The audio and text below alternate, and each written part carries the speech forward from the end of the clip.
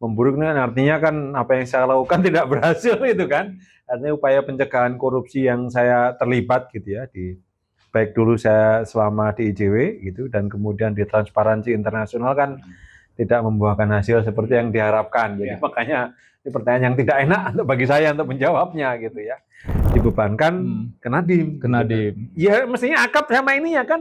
Karena Nadiem kan bukan pengendali, bukan betul, itu. Betul. Ya. Jadi itu aja nggak masuk akal, agak nggak make sense. Nah itu juga makanya sebagian orang, waduh ini susah juga nih kalau misalkan jaksa itu nggak ngerti corporate action itu, aksi korporasi itu gimana gitu.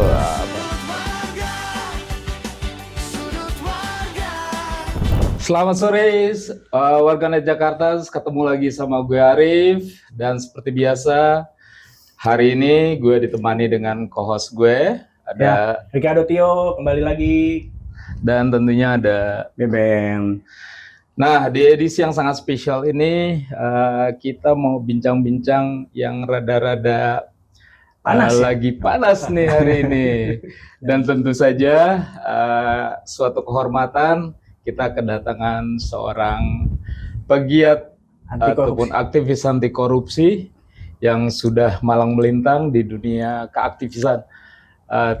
Terutama di bidang anti korupsi karena beliau dulunya adalah anggota ICW juga ya, yang terakhir sekjen dari TI Transparansi Internasional, yaitu Mas Danang. Apa kabar Mas Danang? Terima kasih. Makasih ini udah mau datang ke studio kami yang megah dan anggun ini. Terima kasih sudah diundang. Yang penting orang tahunya megah dan anggun ya. Itu framing kami aja Mas. Ini ciptaan Tuhan. AC-nya juga AC alami kan. Gitu. Jadi kita semi-semi indoor gitu.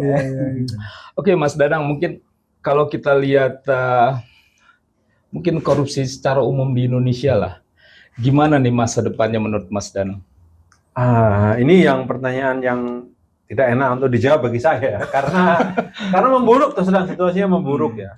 Memburuk kan artinya kan apa yang saya lakukan tidak berhasil itu kan. Artinya upaya pencegahan korupsi yang saya terlibat gitu ya baik dulu saya selama di IJW gitu dan kemudian di Transparansi Internasional kan tidak membuahkan hasil seperti yang diharapkan. Jadi makanya ini pertanyaan yang tidak enak untuk bagi saya untuk menjawabnya gitu ya.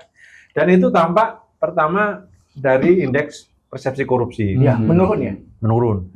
Trennya menurun sebenarnya. Jadi itu meningkat terus sampai puncaknya itu skor kita itu 40 di tahun 2019. Di akhir periode pertama Presiden Joko Widodo. Nah, periode kedua mulai menurun lah. Naik turun tapi trennya menurun. Dan itu kemudian seiring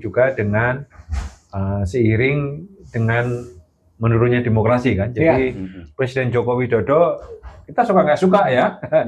Ada banyak hal warisan yang harus kita akui itu legasi Presiden Joko Widodo. Itu periode pertama. Tetapi periode kedua dia mulai main-main dengan elit kan. Negosiasi dengan elit, meninggalkan masyarakat sipil, meninggalkan para aktivis yang mengantarnya sebagai presiden kan, memilih bergandengan tangan dengan elit, oligarki dan ya tentu ada kepentingan pribadi akhirnya gitu ya. Tetapi itu tampak dalam refleksi dalam pemberantasan korupsi. Kemudian secara umum yang kedua menurunnya skor indeks persepsi korupsi ditandai persis tuh angkanya itu menurun itu di skor paling tinggi 2019 lalu turun tahun 2020 itu setelah revisi Undang-Undang KPK. Dan Undang-Undang KPK itu kan kira-kira seminggu sebelum pelantikan Joko Widodo di periode keduanya. Jadi benar-benar itu kesepakatan elit ya, kesepakatan elit untuk mengendalikan KPK dan menempatkan KPK kemudian kehilangan otonominya dan agenda anti korupsi kemudian bukan menjadi prioritas utama. Ya. Jadi itu yang menjadi gambaran makronya. Kemudian yang berikutnya adalah sebetulnya yang tampak dari revisi Undang-Undang KPK itu kan keinginan menempatkan KPK berada di bawah kontrol presiden. Atau spesifik lagi berada di bawah kontrol sebenarnya kepentingan elit politik. Ya. Artinya presiden ini kan selalu negosiasi dengan kepentingan elit politik yang lain agar dia berkuasa. Dan itu kemudian menempatkan penegakan hukum, terutama KPK itu di bawah kendali kepentingan elit politik. Oleh karena itu sejak itu sebetulnya kita masih skeptis dengan penegakan hukum ya, terutama dalam kasus korupsi. Karena kasus korupsi itu kasus hukum yang selalu sensitif politik nih. Ini beda dengan pidana yang lainnya. Kalau pidana yang lain tuh seringkali kriminalnya itu orang biasa gitu ya. Atau katakanlah tidak ada motif lain, mungkin hanya sekedar motif ekonomi, motif pribadi, balas dendam. Nah ini kalau korupsi itu kan ada kepentingan ekonominya juga ada, kepentingan politiknya juga ada, tapi kepentingan pribadi yang orang serakah juga ada juga. Jadi kombinasi lebih kompleks. Dan ketika kemudian lembaga penegak hukumnya tidak independen, kehilangan otonomi, itu menjadi sulit sebetulnya mengarahkan atau katakanlah berharap pemberantasan korupsi melalui penegakan hukum. Itu yang menjadi catatan. Nah, Presiden Prabowo, saya kira yaitu melanjutkan apa yang sudah dimulai oleh Presiden Jokowi. Sesuai dengan kampanyenya ya, melanjutkan ya. Iya. Saya lupa. Saya juga banyak. Tapi sekarang persepsi Indonesia berapa? Waktu terakhir 34. Peringkat berapa itu dari beberapa negara tuh? Di 109. Jadi naik turun ya, dari 40 turun 37. Naik dari 182 negara. Di bawah rata-rata Asia Pasifik, di bawah rata-rata dunia. Jadi dari 40 itu skornya turun ke 37, naik 38, 34, naik lagi 37, 34. Jadi naik turun tapi trennya turun. Jadi legacy yang ditinggalkan oleh Jokowi yang berhasil ditinggalkan adalah merevisi Undang-Undang KPK. Iya. Yang akhirnya justru malah melemahkan pemberantasan korupsi itu sendiri. Ini ya. Jadi memang ada terganggu gitu kan, terganggu gitu ya. Dan memang ada kepentingan dari Jokowi untuk mengendalikan KPK. Itu yang saya tangkap. Saya mendengar, saya belum baca teksnya langsung di bukunya Markus Misner yang ruling Indonesia, dibilang Markus kan, saya ngutip Markus ya itu kan KPK harus dikontrol, kira-kira gitu. Itu keinginan Jokowi ketika merevisi undang-undang KPK gitu. Dan sebelum direvisi itu kan kita selalu membedakan kan, ini kasus yang ditangani KPK atau Kejaksaan Agung atau kepolisian, kan selalu dibedakan. Kalau KPK udahlah, kita mau ngelawannya atau apa, jadi ini beda. Atau dulu ketika ada apa-apa, masyarakat bulat KPK. Kalau sekarang kita belum tentu juga gitu ya. Jadi itu yang membuat KPK mundur. Dan di survei-survei terakhir, sayangnya kita nggak ada survei terbaru tahun ini. Jadi dampak lain dari kemunduran demokrasi itu, lembaga survei media itu nggak bisa publikasi survei hari ini. Dulu Kompas itu, Litbang Kompas kan tiap 3 bulan selalu ini popularitas presiden. Elektabilitas presiden lembaga survei, indikator politik, semuanya, SMP, lain itu adalah publikasi. Sekarang nggak ada. Nah, di tahun lalu masih ada beberapa gitu, dan KPK merosot di bawah polisi, di bawah kejaksaan ini, di bawah. Ya gimana nggak merosot, Firly aja menghilang. Ada kasus itu yang nggak atas selesaikan juga gitu ya.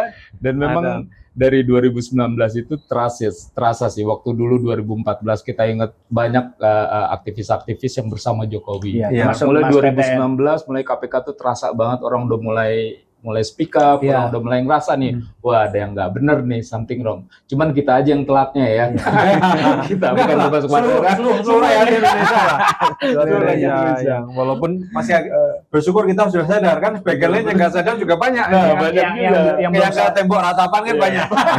Yang belum sadar kan yang masih masuk partai-partai yang masih mengusung Jokowisme itu loh, Mas. Ya, rekan-rekan kita juga dulu. Betul. Dulu berjuang bersama. Oke Mas, kalau kita lihat dari, mungkin kita ambil contoh beberapa kasus ya. Mungkin katakanlah yang masih bergulir sekarang itu kasus Nadiem. Dia divonis 10 tahun plus uang pengganti yang sampai 800 miliar. Ini sungguh apa ya, kita yang ngikutin awalnya memang mungkin saya Tio itu ngerasa wah apa bener ya, Nadiem gitu kan. Tapi pas kita ikutin sidangnya dari awal ya, itu kok bener-bener dia nggak sama sekali nggak menerima. Jadi apa yang dituduhkan sama jaksa itu justru di fakta persidangan itu nggak ada yang terbukti. Dan sekarang akhirnya dia divonis 10 tahun dengan pengganti seandainya tidak dibayarkan yang 800 ini berarti ditambah 5 tahun. Satu hakim dissenting opinion. Dissenting opinion. Oke, kita mau tahu nih kira-kira apa yang Mas Danang lihat dari Kasus Nadiem. proses. Jadi kasus Nadiem itu tidak bisa kita lepaskan. Mohon maaf, latar belakang saya kan bukan di hukum, jadi saya tidak bicara teknis case per case ya. Jadi saya melihat tren dari beberapa kasus dan juga melihat dari perspektif politik hukumnya. Kasus Nadiem itu bukan pertama di mana kasus menurut saya kontroversial. Sebelumnya kan kasus Ira Puspadewi, kasus Tom Lembong, Kerry yang Pertamina, dan ada banyak kasus-kasus lain yang mungkin kita termasuk Amsal ya, kecil ya. Yang tidak ketahuan mungkin lebih banyak lagi gitu ya. Jadi pertama ada tren ini, ada tren bahwa yang penting angkat kasusnya gitu ya. Lalu kemudian ini bukti dicari belakangan. Makanya ada perdebatan perubahan di pasal 2 dan 3 Undang-Undang Tipikor. Saya waktu di ICW dulu itu nggak sadar ya. Tapi baru belakangan ketika dimulai kasus Bu Ira Puspadewi, kasus Tom Lembong, wah ini pasal bisa dengan mudah disalahgunakan. Jadi tindak pidana korupsi menurut pasal 2 dan 3 itu kan tindakan yang dilakukan dengan cara-cara melanggar hukum, memperkaya diri sendiri atau orang lain atau korporasi, dan kemudian mengakibatkan kerugian negara. Ini konsekuensi terakhir ya, dari tindakan melanggar hukum, memperkaya diri sendiri ya atau korporasi, akhirnya negara rugi. Nah, ini dibalik nih, negara rugi duluan ini kan, ada kerugian negara. Terus ininya unsur melanggar hukumnya cari belakangan, unsur memperkaya diri sendiri dicari belakangan, unsur memperkaya korporasi ya dicari-cari aja belakangan. Nah itu yang kemudian membuat pasal ini rawan disalahgunakan, dan kasus Tom Lembong, kasus Bu Ira Puspadewi, kasus Nadiem persis mengikuti logika itu. Penting ada kerugian negara dulu, lalu kemudian dicari yang lainnya, dan terakhir mens rea-nya nggak ketemu kemudian ya. Di banyak kasus itu kan nggak ada mens rea-nya itu ya. Saya masuk dulu misalnya kasus Bu Ira gitu, yang pegang KPK itu, saya berdebat dengan teman-teman KPK. Ya mungkin benar secara hukum ada yang salah, tapi come on lah gitu kan. BUMN kita itu jumlahnya dan menurut audit sampai tahun 2024, dulunya belum terbit, dan antara belum mengeluarkan laporan audit. Jadi kira-kira ada sekitar 75 BUMN kita, separuhnya itu merugi. Separuhnya rugi posisinya. SDP bukan, Bu Ira itu bukan. Oh ya. SDP itu bukan. Bu Ira itu juga bukan politisi, bukan titipan elit, artinya nggak ada kepentingan untuk melakukan itu ya. Kalau mau cari kasus, lu kenapa nggak cari yang rugi-rugi itu pasti ada kerugian negaranya di situ. Ini mencari kayak yang sulit gitu kan. Ada barang di depan mata, cari malah ditumpukan jerawat di sebelah gitu kan.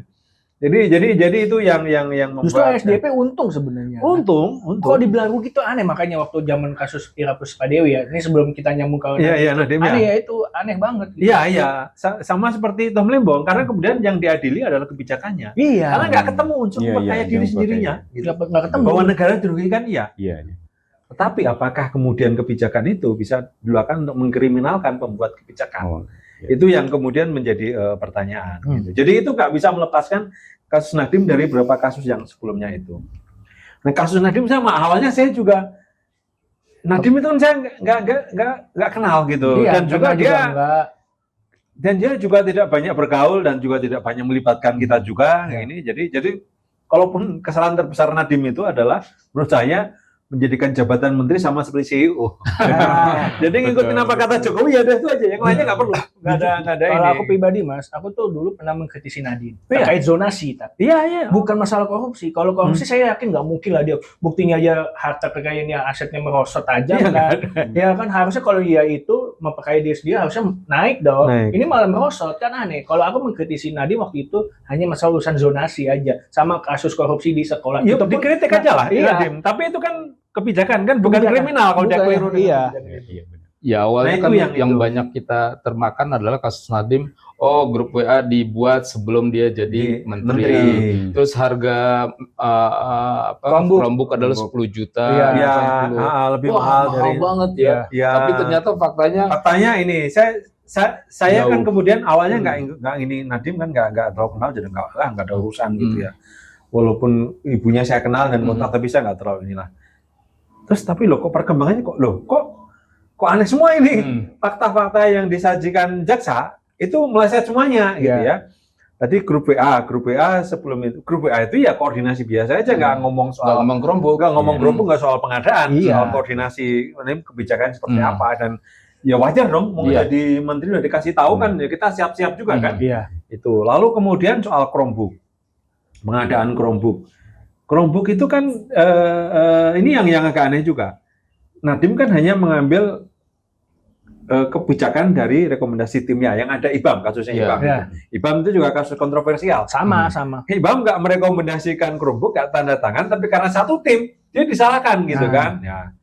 Jadi Nadiem dianggap itu. Lalu kemudian dia membeli Chromebook dianggap kemahalan dibandingkan dengan harga pasar. Iya. Dengan kalkulasi metode audit yang dipertanyakan. Iya.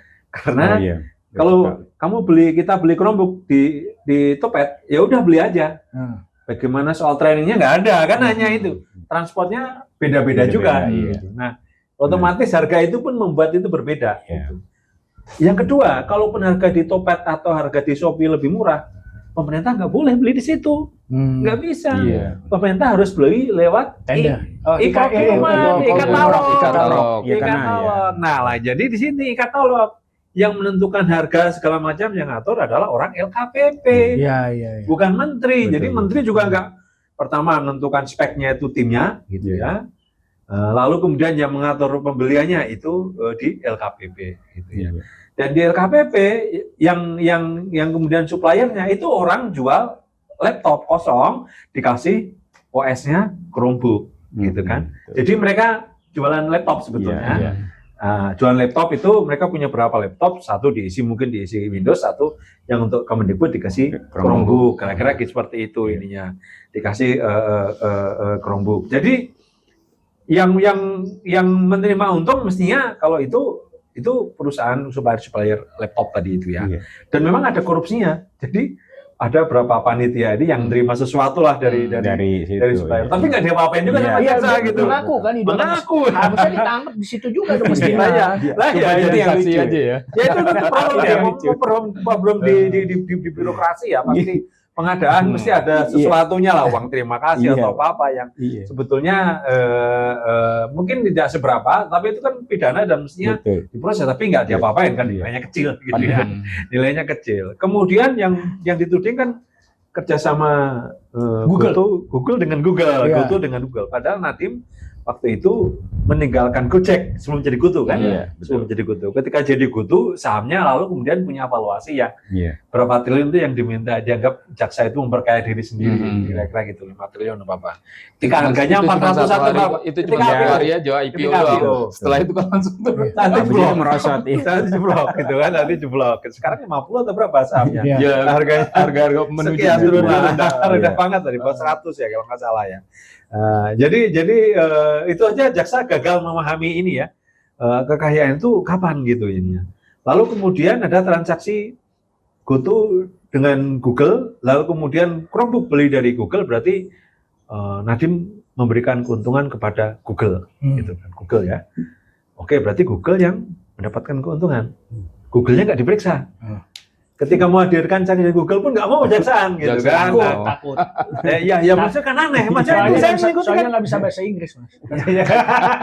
Itu maksudnya ini aneh ya, mau perkaya perusahaan tapi perusahaan nggak jadi saksi. Iya.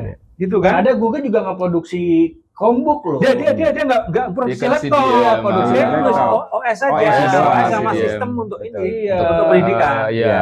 Dan memang karena saya pernah tinggal di Australia, anak saya sekolah di sana hampir 4 tahun, jadi standarnya Chromebook kalau sekolah, Iya. karena itu nggak bayar ya, Iya. nggak License-nya bayar, nggak perlu nggak perlu bayar, diperpanjang. nggak ada license, cuma emang ada sewa yang sebenarnya tidak terlalu mahal sebetulnya, gitu ya. Dan Google nggak berkepentingan di laptop, dia hanya OS-nya aja. Oh iya. OS-nya aja juga free sebetulnya, karena dia hanya sewa untuk platform aplikasi pendidikan itu aja ini ya.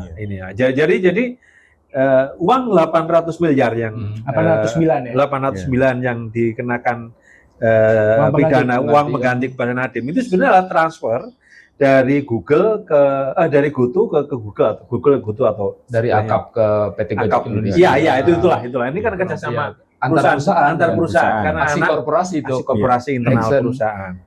dibebankan ke Nadiem. Ke Nadiem. Ya mestinya akap sama ini ya kan. Iya. Karena Nadiem kan bukan pengendali, bukan Betul, itu. betul. Ya. Jadi itu aja nggak masuk akal. Iya. Agak-agak nggak make sense. Nah itu juga makanya sebagian orang, waduh ini susah juga nih kalau misalkan jaksa itu nggak ngerti corporate action itu, aksi korporasi itu gimana gitu, saham Nadiem terdevaluasi yang Iya. ya karena sahamnya Sahamnya ya, turun. Iya, turun. betul. Dan itu justru dijadikan sebagai Dasar betul-betul nggak Nggak make sense, nggak make nggak sense gitu ya. Dan aku juga baca nih Ah. kemarin dan nonton yang Ganjar Laksmana ya, yang praktisi UI itu yang dosen dosen UI, hukum UI. hukum UI bilang kalau hakim tidak bulat harusnya nggak boleh divonis bersalah sebenarnya. Karena teknis hukumnya kata dia, kalau ketika ada satu dissenting opinion mengadili terpidana gitu, harusnya dibebaskan karena harus bulat. Lain kalau misalnya dissentingnya misalkan yang satu 5 tahun, yang satu cuma 2 tahun, Iya. tapi Betul, sama-sama bersalah. Nah, Iya, itu nggak ini kan masalah. 180 derajat Itu berbeda. aku baca komen status ya Ganjar itu Mas Ganjar sama dia ngomong di Karni Ilyas itu kan di ILC. Oh ya sih. Ya saya tidak ngerti teknis hukum Iya. itunya ya. Tetapi kan prinsipnya di hakim sendiri juga ada perbedaan pendapat. Karena memang tidak bulat. Jadi karena unsur memperkaya diri sendiri dan korporasinya nggak masuk. Mensreanya nggak ada. Mensreanya nggak ada. Jadi bukan yang menentukan kerumbuk juga, bukan yang menentukan pengadaan, gitu kan? Karena itu timnya yang ada IBAM dan orang-orang dari kementerian, gitu. Jadi menteri tinggal meneruskan aja hasil kajian dari timnya itu, gitu ya. Dan kemudian konteksnya lagi pula waktu itu adalah COVID, pandemi. Ya, betul. Nah, di Mempercepat tengah akses. itu, di pandemi itu, saya masih ingat LKPP itu membuat panduan. Jadi ada perubahan penting di LKPP yang barangkali saya nggak ngerti. Hakimnya mencermati atau jaksanya mengabaikannya. Jadi kalau situasi normal seperti sekarang ini, semua pengadaan itu kan harus tender terbuka. Tender terbuka, ya. Tender terbuka. Kalau nggak bisa atau tidak memenuhi syarat, baru tender terbatas. Ya. Hanya kondisi tertentu saja, baru penunjukan langsung. Ya. Selama pandemi dibalik. Penunjukan langsung yang pertama. Baru tender terbatas dan tender terbuka itu terakhir. Karena situasi pandemi. Ya. Jadi sebetulnya harusnya Nadiem kalau saya menterinya jelas tunjuk langsung aja. Iya. Karena pandemi yang penting dieksekusi barangnya, situasi bencana Iya, gitu benar. ya. Nah, ini yang kemudian justru hilang nih di perdebatan di persidangan konteks pandemi pada waktu itu. Membuat ini kan harus segera disebarkan ini. Iya, betul. Seluruh Indonesia karena situasi nggak bisa kelas offline kan. Dan dengan segala problem ya. Dan tuduhan katanya Chromebook nggak bisa kepake, faktanya masih kepake sampai 2025. Kan dihadirkan guru-guru yang kalau Mas Dana perhatiin kan ada saksi yang datang tuh dari guru tuh dari daerah 3T itu, dari Papua, dari apa itu dan kan bisa dilihat juga dari Chromebook device management iya, itu kan si diamnya itu kan ada gitu. Iya, jadi begini, saya khawatir juga jadinya juga paham bahwa software itu ada harganya. Kalau resmi ya, Windows itu harus bayar tiap tahun. dan pengadaan juga dikawal sama Jamdatun kok. Nah itu lain topik berikutnya juga nih. Ya, itu juga menjadi problematik dan juga bermasalah gitu ya. Enggak, ini pertama dulu pemahaman teknis jaksa yang saya khawatir ini mereka nggak paham. Iya. Menurut saya gitu ya, kalau mau ngambil kasus korupsi dengan logika yang sama, semua kena nih, karena semua software itu berbayar semua ya kan. Iya, betul, semuanya kena. Harusnya kenapa nggak pakai Linux? Yang free, yang gitu free. kan. Windows. Kenapa Windows? Windows kan berbayar. Berbayar mahal. Justru kenapa pakai menghemat Microsoft sekarang. Office? Kenapa nggak Iya. pakai dulu OpenOffice atau sekarang LibreOffice ya? Ada kayaknya tapi murah sekali lah gitu-gitu ya. Ininya. Kenapa harus pakai itu? Kalau pakai logika kerugian negara ya. Benar. Tapi kan enggak. Ini kemungkinan ini nggak fair atau mungkin saya memaklumi nggak paham jaksa bahwa komputer itu harus ada license, harus bayar rutin tiap tahun kan ini. Belum ini jadi dari sisi teknisnya itu ini. Jadi kalau Chromebook-nya aja katakanlah kalau semacam laptopnya masih ada, katakanlah ada problem dengan Chromebook ya udah diinstal Linux, diinstal OS yang lain, pilih Windows kan bisa jalan. Yang free. Bisa jalan juga ininya, bisa. karena itu cuma hardware-nya aja. Benar.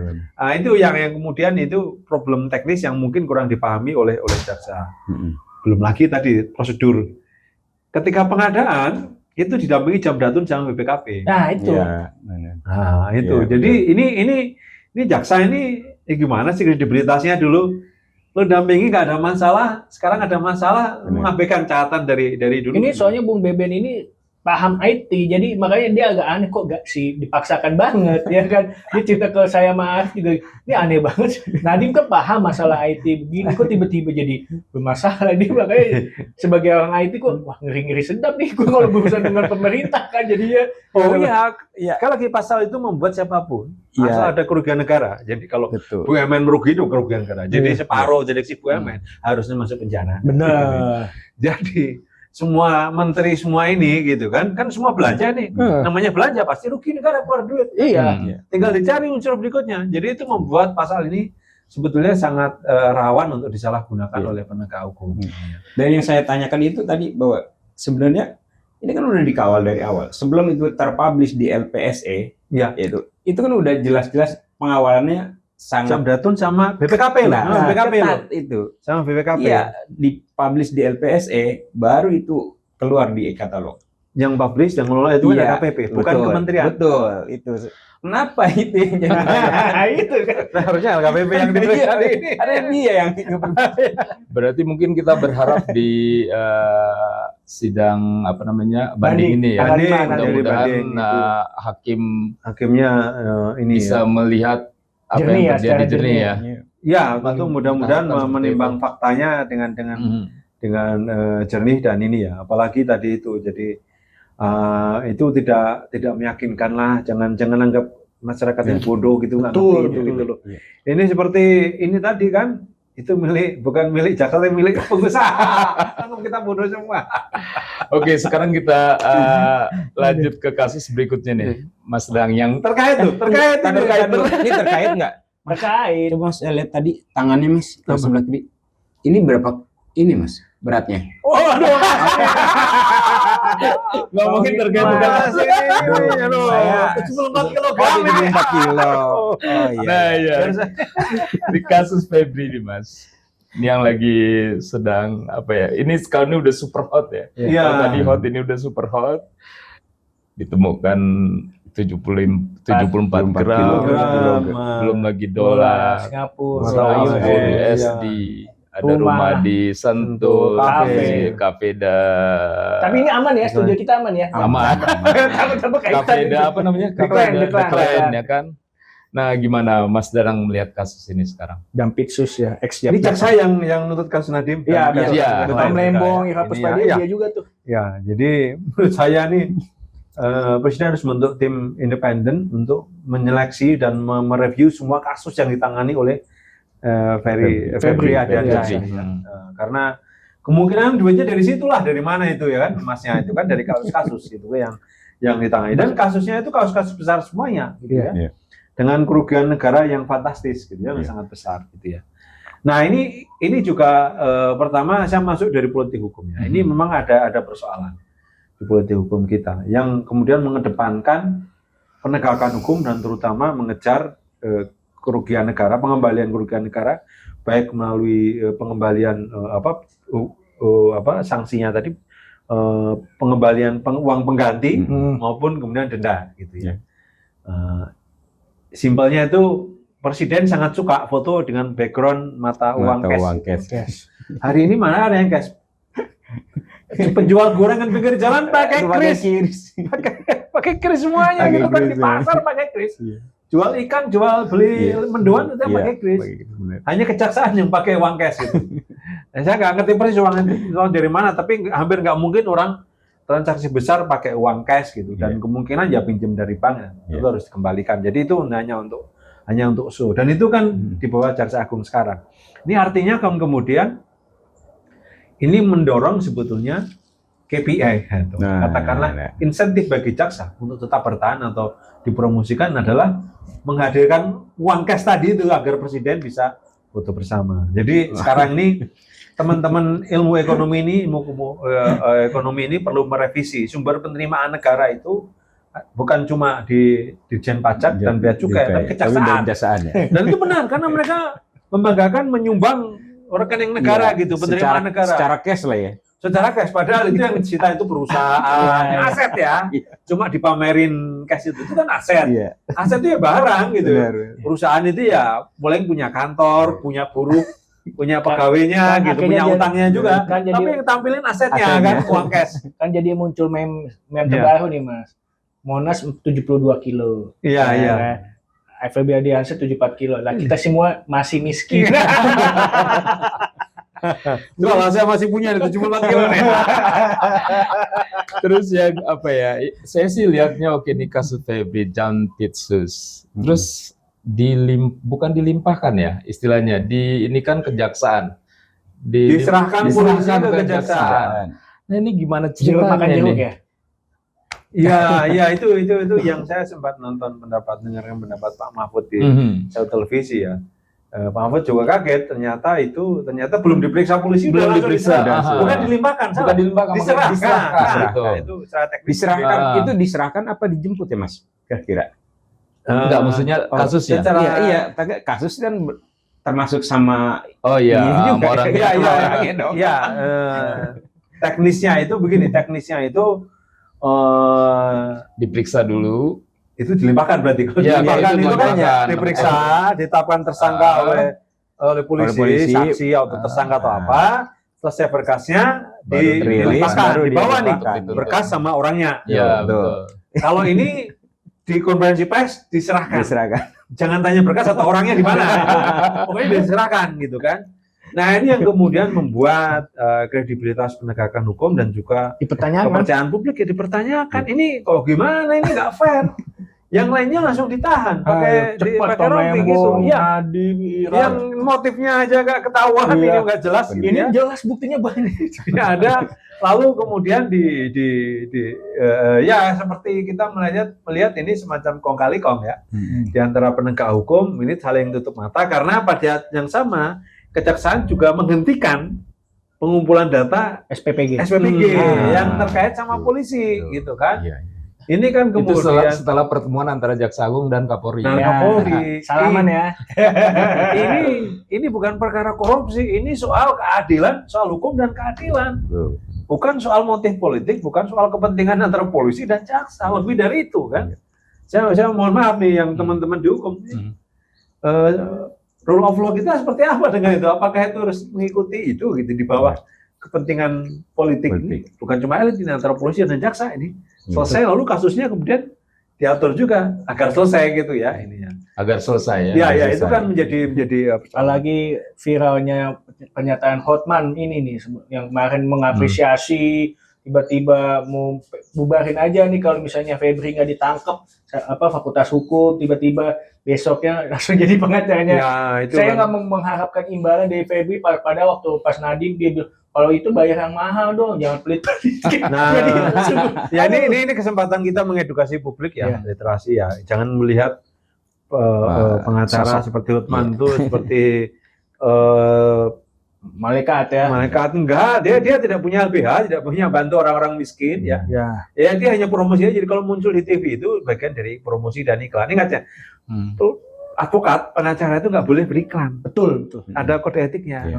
Jadi yang bisa dilakukan untuk promosi adalah tampil di televisi untuk acara-acara yang lain. Makanya kalau dia punya heboh apa itu bagian dari promosi supaya orang pakai jasanya dia. Betul. Jualan.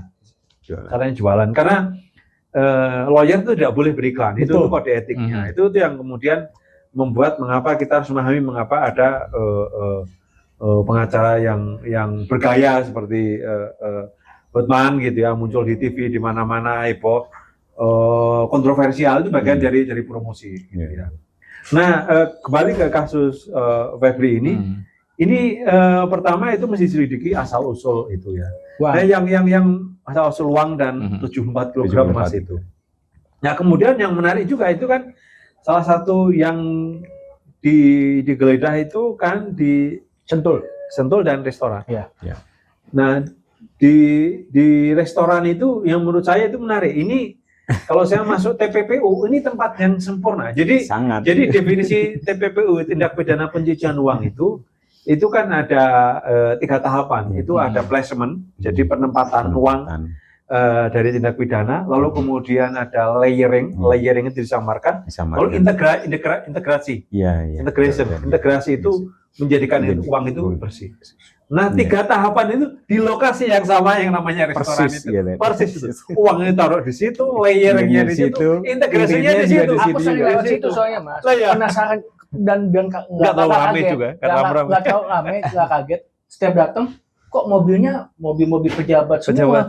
Ini kan tanda tanya, lebih banyak security-nya ketimbang pengunjungnya. Ini udah fix nih. Sama halnya kayak adalah pengusaha bus kok ini tiap hari ganti ini. Ya, itu sebenarnya tinggal tunggu waktu momentum aja sih. Kalau ini aku bilang wah ini bakal kena nih pasti punya siapa aku nggak tahu nih. Sekarang sering lewat tuh. Ya. Cepetnya tuh aku sering lewat sebenarnya. Ya, ini jadi unsur pencucian uangnya ini sudah memenuhi syarat sebetulnya. Jadi tidak perlu menunggu pembuktian tindak pidana asalnya kan, karena itu kan sudah memenuhi syarat. Karena itu nggak bisa dijelaskan. Jadi ya ada upaya. Itu kan pasti dicatatnya restorannya untung gitu sekian miliar sehingga punya emas kan kira-kira gitu ya laporan keuangannya gitu. Jadi itu sudah jelas ya, harta yang tidak bisa dijelaskan asal usulnya gitu. Dan kemudian tidak sesuai dengan LHKPN yang dilaporkan, ya kira-kira itu yang ini. LHKPN-nya 11 miliar, tapi punya aset banyak banget. Emasnya itu kira-kira 74 kg, harganya berapa kalau di sekarang? Berapa ratus miliar? 659. 500 miliar lah ya total yang kemarin disita ya nilai Roles. Ya. Nah, baiknya menurut Mas Danang ini kasusnya dibiarkan di kejaksaan atau di KPK?